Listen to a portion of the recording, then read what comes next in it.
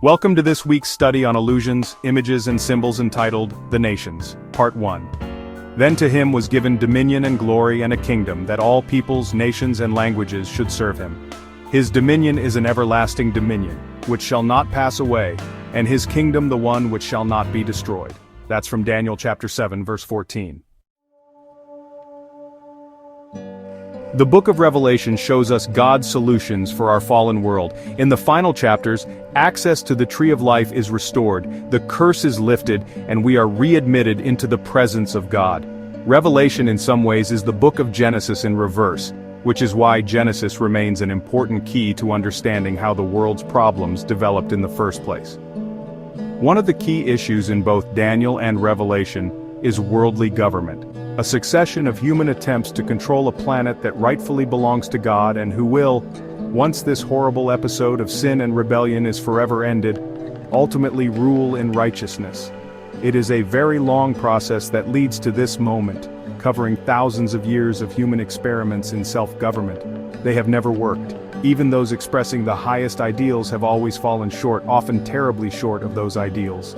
So much of the sad history of humanity through the millennia is nothing but accounts of the tragedy that these failed systems have brought upon us. And it only will get worse until God's everlasting kingdom, as described in Daniel chapter 7 verse 27, finally will be established. Eden was created as the ideal home for the human race. Once sin entered, God had no choice but to separate humanity from the garden and the tree of life, at least for now. Outside of the garden, humans were required to work hard to provide for their own continued existence. Life became harder. We had to live with pain and by the sweat of our brow, as we read in Genesis chapter 3, verses 16 through 19. Our first parents trusted that the rightful king would provide a path back into the garden, and they brought sacrifices to the gates of Eden in faithful anticipation of the redemption that God, right from the start, offered the fallen world. You know, the Garden of Eden remained upon the earth long after man had become an outcast from its pleasant paths. Hither came Adam and his sons to worship God. Here they renewed their vows of obedience to that law, the transgression of which had banished them from Eden. When the tide of iniquity overspread the world, and the wickedness of men determined their destruction by a flood of waters, the hand that had planted Eden withdrew it from the earth. But in the final restitution, when there shall be a new heaven and a new earth, as we read in Revelation chapter 21 verse 1, it is to be restored more gloriously adorned than at the beginning.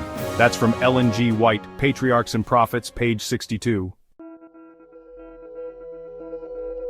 Others, however, worked on man-made solutions to our newfound problems, and we see the birth of city-states and attempt to create an easier life, and perhaps to try to recapture what was lost in Eden.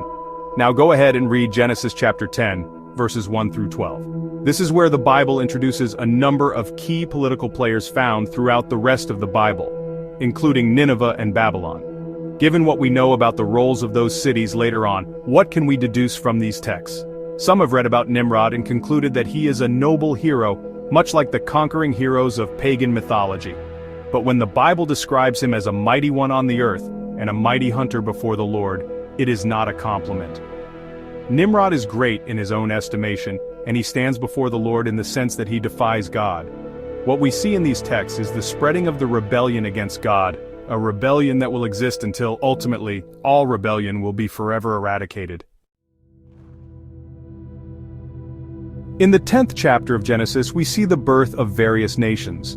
The word usually translated as nations is goyim, which also can refer to Gentiles. Genesis chapter 10 tells us that the human race divided up into lands, languages, families, and nations. Almost immediately after the introduction of this concept, God calls Abraham out of one of those nations to be different from them and from what they represent. So let's read Genesis chapter 12 verses 1 through 9. Why did God call Abram, later known as Abraham, out from his country of origin? God intended to use Abraham to establish a nation that would stand in contrast to human kingdoms. They were not to have a king other than God himself. The people were to show what would happen if the human race returned to their Creator. Israel was established to be a blessing to, quote, all the families of the earth.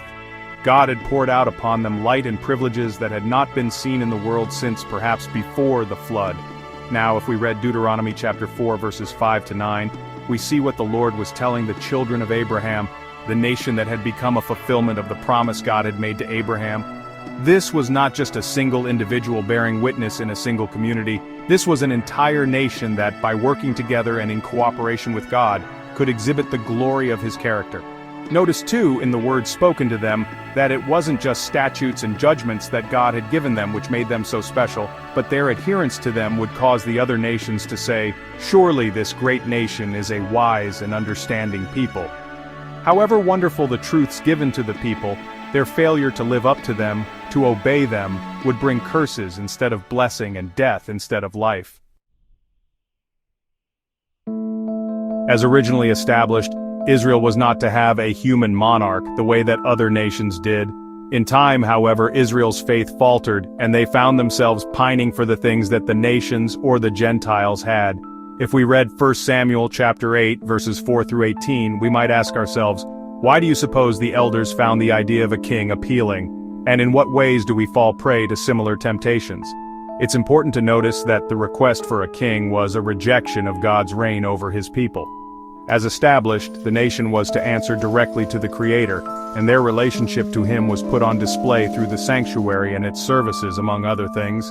By requesting a king, they would bring the same kinds of suffering on themselves that the Gentile kingdoms experienced: military conscription in the king's wars, confiscation, taxation, and other ills.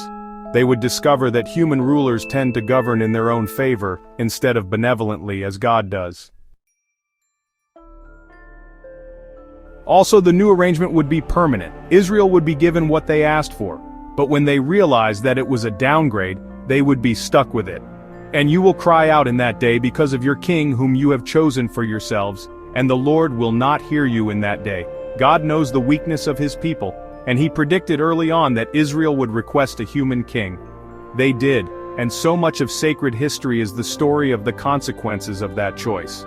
If you read Deuteronomy chapter 17 verses 14 through 20, you'll notice that God does not say, "I will give them a king," but rather, his people decide that they want one. God put safeguards in place to protect his people from some of the evils of human government, though, as the history of the nation and its kings showed, the safeguards often were ignored. One simply has to look at the history of Israel after they decided to have a king in order to see just how badly things went for them under these kings. Though some kings were better than others, even the good ones had done wrong. Think of David and Bathsheba. In many cases, the nation lived under the rule of one king after another who did evil in the sight of the Lord. Back then, or even today, all human governments share one thing in common: sinners governing other sinners. God's dealings with Israel provide rich insights into his dealings with the New Testament church. In fact, in many ways, the nation of Israel served to foreshadow the errors of the church. Far from being able to claim any kind of superiority to ancient Israel, Christians have been, and still are, very much susceptible to the same temptations. If you read Matthew chapter 20 verses 25 through 28, you'll see what error Jesus warned his disciples to avoid in establishing the work of the Christian church. Israel asked for a human king, a request that led to the moral downfall of the nation. The kings became progressively more wicked, until God allowed the Babylonians to take his people captive as a matter of course correction. Something similar happened in the history of the Christian church. Even though they were not to structure themselves like a Gentile nation, when Constantine came to power and professed to be a Christian, believers were relieved. Persecution was now ended. That in itself was a blessing. But then it occurred to the church that they might be able to leverage the power of the emperor to their own advantage. Several major disputes broke out among Christians in the 4th century, and when the church found itself incapable of resolving them, it allowed the emperor to intervene. Gradually, the Bishop of Rome rose in prominence, where he had once been one senior bishop among equals. The church allowed the state to intervene in the religious matters, and once the state had a foot in the door, things went from bad to worse. Like Israel of old, many of the darkest chapters in Christian history are the direct result of the church's compromising with the world. Where Israel turned to idol worship and her kings were corrupted by their appetite for power, to to the point of offering children to idols, the church gradually adopted many of the means and methods of a pagan empire to the point where many faithful believers were martyred because they were perceived as threats to the church-state institution. The primary purpose for which God established the nation of Israel was not to condemn the rest of the world but to save it. Certainly most of us feel condemned when we are confronted by righteous behavior in someone else, so the existence of Israel also served to highlight the sin and selfishness of the nations around them. Believers living in harmony with God highlight His righteous character, which naturally leads to conviction. Ideally, the lives of people who keep the commandments of God should showcase His character. However, had the Israelites acted as they should have and done what they had been told to do, the nations would have come to them in peace, seeking to know more about them and their God. Tragically, as the Babylonian captivity showed, these nations came to wage war instead. The ultimate showcase of God's character, of course, was Jesus, the only human who has perfectly demonstrated it.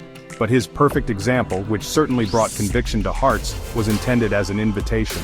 The ultimate purpose for establishing the nation of Israel was the same as God's purpose in establishing the church. He longs to use His people to draw sinners toward Christ. The call of the three angels' messages delivered through His church goes out, not to a select few but to every nation, tribe, tongue, and people. In conclusion, Revelation 18 verse 1 predicts that the whole earth will be lighted up with the glory of God prior to Christ's return. Thanks for following. Let's stay tuned to our next study in part 2. Be blessed.